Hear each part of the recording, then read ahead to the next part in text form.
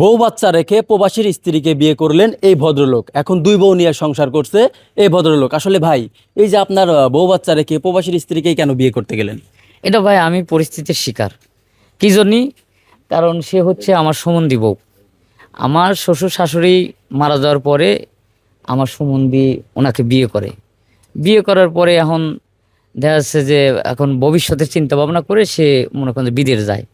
6 মাস তারা যোগাযোগ তাদের মধ্যে ছিল বা আমাদের সাথে ছিল, তারপরে আর কোনো যোগাযোগ নাই। সে মারা গেছে কি বাইসে আছে আমরা কেউ জানি না। এখন ধরেন আমার বাড়িতে আমার সম্বন্ধী বউ থাকে, আমার বউ বাচ্চা আছে, পাড়ার লোকে বিভিন্ন কথা কয়। তারপরে মনে করেন যে এখন আমার ওয়াইফের সম্মতি কমেই ধরেন আমি ওনাকে বিয়ে করি আমি সংসার করতেছি।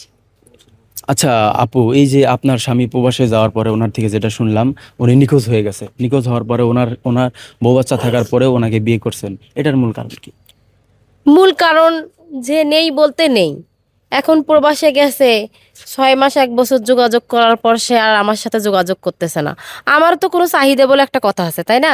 আমি কি তার আশায় সারা জীবন আমার এই যে চেংড়ি বয়সটা আমি কি শেষ করব? আমারও তো স্বামীর প্রয়োজন আছে।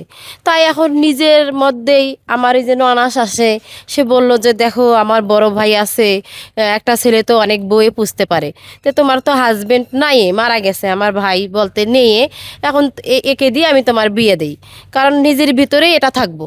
তখন আমি ওনাকে সব কিছু মেনে নিয়েই বিয়ে করলাম, কারণ আমার তো ওর আশায় থেকে হবে না। এই যে প্রবাসে গেছে, কবে আসবে না আসবে সে আশায় তো আর আমি বুড়ি হইতে পারবো না, তাই না? আপনার স্বামী যে প্রবাসে গেছে তার সাথে কখনো যোগাযোগ করার চেষ্টা করছেন আপনারা?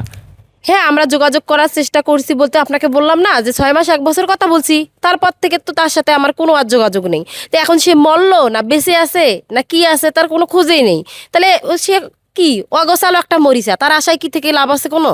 আচ্ছা, এই যে আপু যতটুকু শুনলাম, আপনার ভাইয়ের বউকে আপনার স্বামী বিয়ে করছে, আপনি সম্মতি দিছেন। আপনার ভাই প্রবাসে গেছে, সে নিখোঁজ, এই বিষয়ে আপনার কি বলা রয়েছে?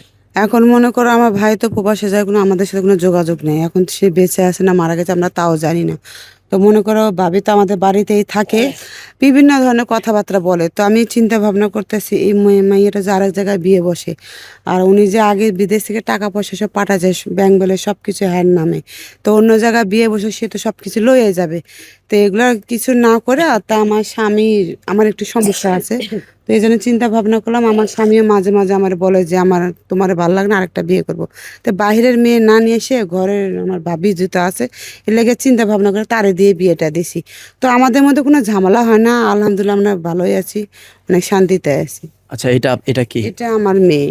আচ্ছা আপু, এই যে আপনার এই বাবা একটা কিন্তু মা দুইটা, এই বিষয়ে আপনার অনুভূতি কি? আমার কাছে আমার ভালোই লাগে, কারণ দুই মায়ের আদর পাই।